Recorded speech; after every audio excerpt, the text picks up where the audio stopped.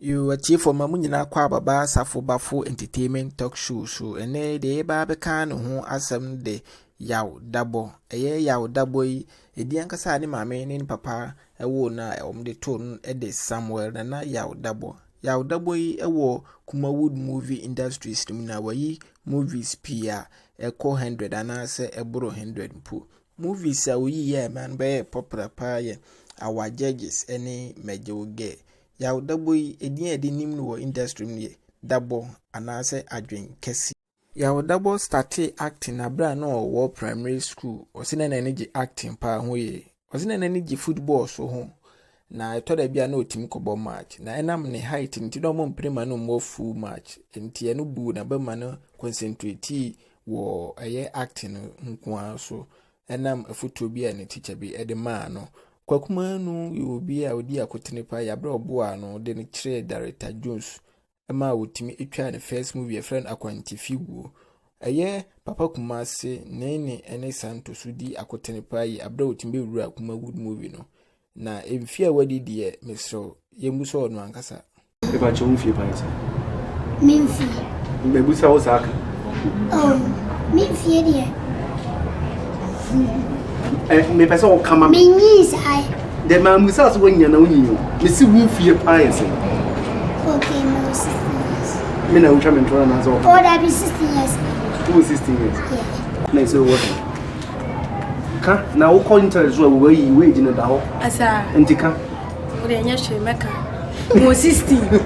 enjone double pe oh double me so double fitika so 19 enye ne hey me hu double no ka so 19 years me ne double aka se double so 16 years wasate so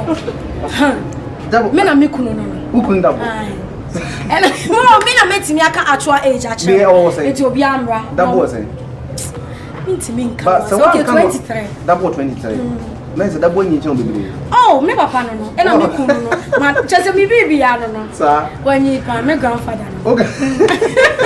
in dia was 16 Martin sama Martin so dey neja yes African 16 na kwa me kuma kram say on kan Ghana is freedom forever and so branch was me ama say obi mpesa obe ha ase dia wo kana se e wo mfie na mde doje sa na ama oh bla ase di oni me ya no ya oh man bof no listen to me I'm listening you are asking me something I'm saying yes is yes okay so your yes is your yes yes so you are 16 years yes beautiful even next year you'll be 16 no you'll be 17 you'll be 17 you achieve for we there some masuma moti mfie dodo so wadi we there asem sebe muhia ne maame so amutimbusa do na muhu dokure ewom you yawdabo a wuhu wa wonye comedian na actor kwa kekene mu wosan ye businessman yawdabo active football team a eye wono ankasa ne bottom sika na wodi a university was a football team o team miensa o eye under 10 under 14 ene under 17 yawo yawdabo wo Kwalebu hospital a ewo Accra yawdabo papa na waye electricity phone paying for na ewo Accra no bi yawdabo papa efri jache pram so na ni maame so efri